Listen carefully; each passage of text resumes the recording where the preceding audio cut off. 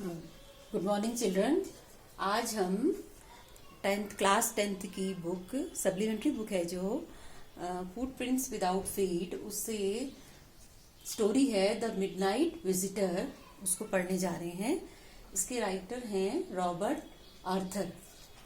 Robert Arthur जो है वो मिस्टीरियस रहस्यमय जो कहानियां होती हैं उस प्रकार की कहानियां लिखते थे। मिडनाइट का मतलब होता है आधी रात और विजिटर का मतलब होता है आगंतुक, यानी कि आधी रात का आगंतुक ये कहानी का नाम है हिंदी में। इसमें जो नाम आएंगे वो है ऑसिबल, मैक्स, फाउलर, हेनरी। ऑसिबल जो है सीक्रेट एजेंट है, जासूस है। मैक्स जो है वो अनदर सीक्रेट एजेंट, दूसरा जासूस है। फाउलर एक वेट राइटर है, लेखक है। एंड हेनरी जो है वो वेटर है ऑफ फ्रेंच होटल। अब कहानी इस प्रकार है, इन शॉर्ट, सारांश में, ऑसिबल वॉज अ सीक्रेट एजेंट। ऑसिबल जो है वो एक सीक्रेट एजेंट है, जासूस है। बट वह कैसा है? ही इज वेरी फैट, मोटा है, छोटा है, and his pronunciation is not good.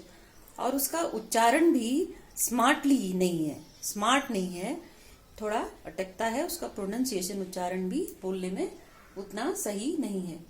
और दूसरा, he had room on the 6th and top floor of a gloomy French hotel.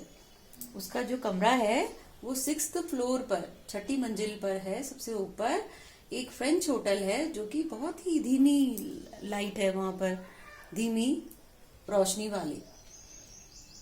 अब Fowler was a writer. Fowler जो है वो एक लेखक है, यंग एंड रोमांटिक, जवान है और कल्पनाशील है। कई कहानियां ऐसी लिखना चाहता है, मिस्टीरियस, उसको रुचि है। विज्ड टू मीट ऑसिबल, इच्छा रखता है मिलने का ऑसिबल से। ऑसिबल कौन है? सीक्रेट एजेंट से। क्यों? Knowing no something about the life of a secret agent. Know मने जानना, समथिंग मने कुछ, अबाउट मने के बारे में, मतलब वो लाइफ, जीवन, जासूसों के जानने के लिए वह ऑसिबल के पास जाता है। बट लेकिन वह बहुत, उसको जब उसके पास जाता है तो उसकी जो छवि बनी होती है एक जासूस की, वो उसको बहुत उस छवि के रूप में वह ऑसिबल को नहीं पाता है। तो he was disappointed to meet Ausable, वह निराश होता है ऑसिबल से मिलके। Nothing special as a secret agent, उसमें ऐसा स्पेशल कुछ भी नहीं था जैसा कि एक सीक्रेट एजेंट में होना चाहिए। रूम वॉज वेरी स्मॉल, और जो उसका कमरा था जिसमें वो रहता था ऑसिबल, वो बहुत ही छोटा था। Both Ossible and Fowler both spent a dull evening in a French music hall. एक निराश शाम को उन्होंने व्यतीत किया, स्पेंट मने व्यतीत करा, एक फ्रेंच म्यूजिक हॉल में।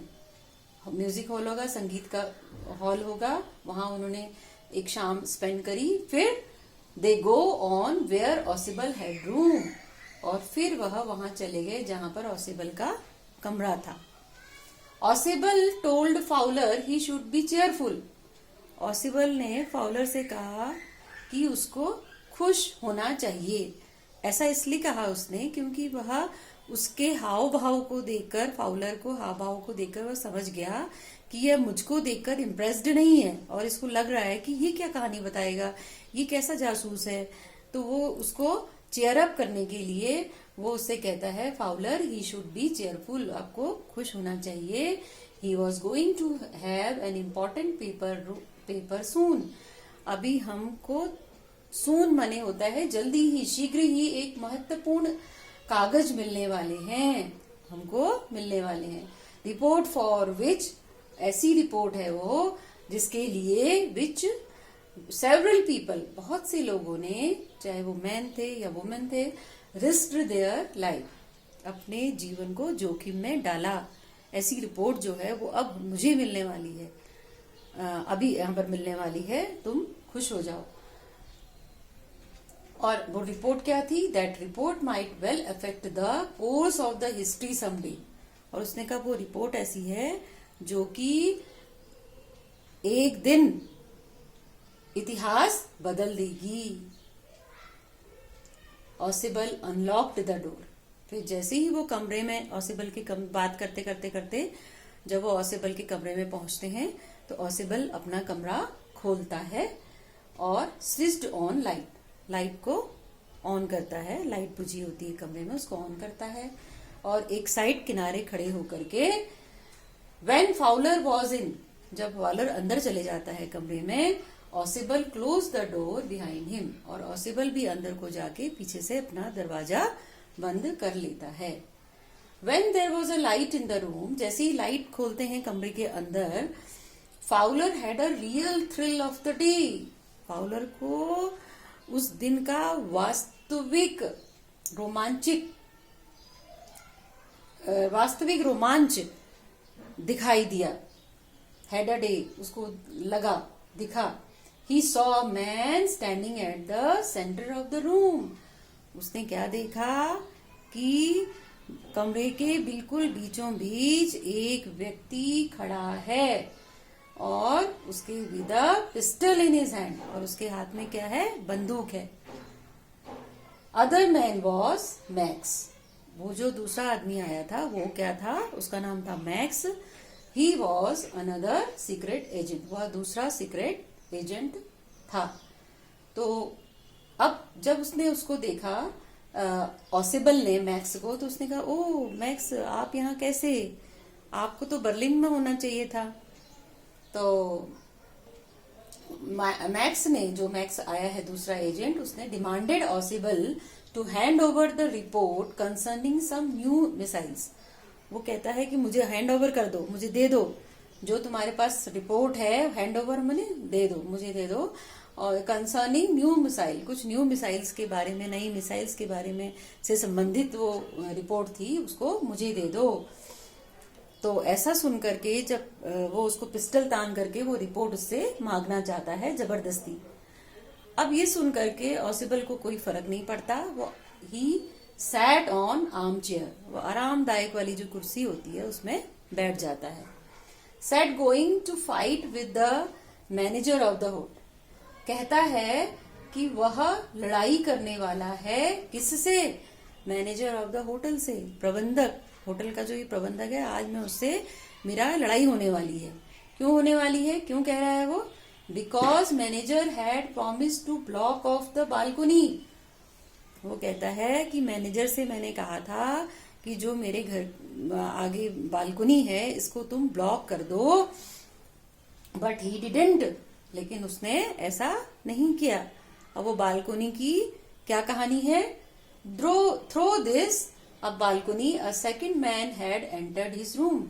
इस बालकोनी से पहले भी एक व्यक्ति उसके कमरे में घुस आया था।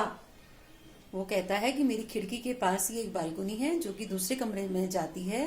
पहले ये बहुत बड़ा कमरा हुआ करता था, अभी एक छोटा पार्ट बना दिया गया है। तो वो अभी इन्होंने उस बालकोनी को बंद नहीं किया है, उस बालकोनी की सहायता से कोई भी अंदर आ जाता है। तो आज मैं उस मैनेजर से युद्ध मतलब लड़ाई करने वाला हूँ, उसको डांटने वाला हूँ कि ऐसा तुमने अभी तक क्यों नहीं किया। उसने मुझसे कहा था कि वो ऐसा कर देगा। Through this balcony a second man, but Max told, लेकिन मैक्स ने कहा, he didn't come through balcony. लेकिन मैक्स ने कहा, नहीं नहीं, मैं बालकोनी से थोड़ी आया हूं। No knowledge of the balcony, मुझे कोई नॉलेज नहीं है, मुझे कुछ पता नहीं है बालकोनी के बारे में।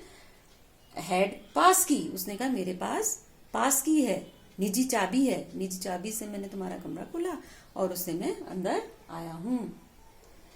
तो जब ये बातें चल रही हैं तो तभी knock at the door, knock माने खटखटाना, दरवाजे पर खटखटाहट होती है। Fowler jumped at sudden knocking, Fowler जो है वो उछल जाता है, डर जाता है। राइटर, फाउलर कौन है? राइटर। वो उछल जाता है, डर जाता है अचानक दरवाजा खटखटाने से। Set it to be a police.